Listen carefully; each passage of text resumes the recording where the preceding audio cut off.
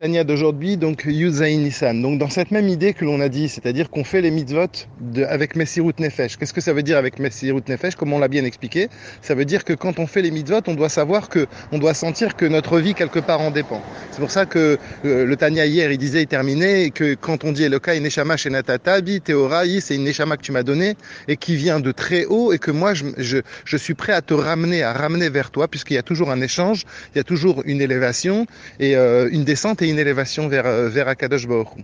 Donc aujourd'hui, l'Admorazaken, il dit que ce qu'on doit faire comme ça. C'est-à-dire que quand, par exemple, on va pour faire la tfila, eh bien, avant de commencer la tfila, on fait les brachot. En fait, les brachot nous servent justement à se mettre dans un état d'esprit de préparation. Parce qu'en fait, ce qui veut dire aujourd'hui à la Admorazaken, c'est que arriver à faire Messirut Nefesh, arriver à avoir ce sentiment de dépendre complètement d'Akadosh Baruch Hu, de sortir de notre rituel en vérité, de faire les mitzvot en essayant de ressortir le fond de la mitzvot, de la mitzvah, comme on a donné l'exemple hier. C'est comme si on enlève le poisson de l'eau. Bien pour ça, il faut travailler, il faut une achana, parce que si on n'a pas de préparation, on peut ne passer à côté de la chose. Donc c'est ça qui nous dit aujourd'hui à la Admorazaken, il faut une préparation avant la tfila, c'est les brachot. Eh bien, après qu'on a fini la tfila, aussi la même chose.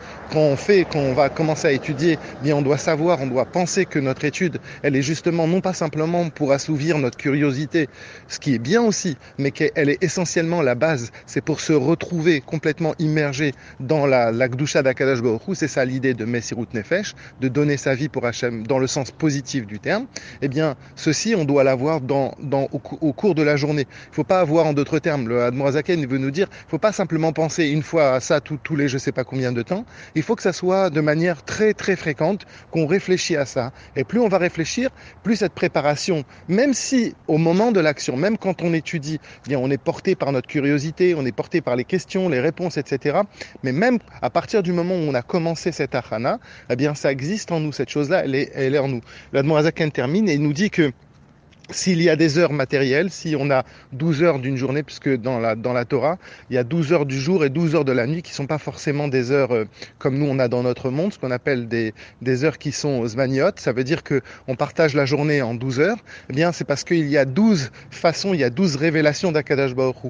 Et donc, ne pas se dire que je l'ai fait une fois dans la journée. Non, si on arrive à le faire, entre guillemets, si on pouvait le faire 12 fois, parce que dans les 12 Amshachot, à partir du moment où il y a une montée de notre Neshama vers Akadosh Baruch Hu, il y a une redescente. En d'autres termes, ce que ça veut dire, c'est que plus on réfléchit fréquemment à l'idée de cette achana, de réfléchir qu'en vérité, on fait Torah et Mitzvot, non pas simplement pour faire des actions, mais parce qu'on est en train de se lier avec Akadosh Baruch Hu, et sans ce lien, on ne peut pas exister, bien à partir de ce moment-là, on est rattaché vers Akadosh Baruch Hu, nos mitzvot, elles montent, et elles vont, et la Hamshacha d'Akadosh Baruch Hu, la redescente d'Hachem, elle est permanente.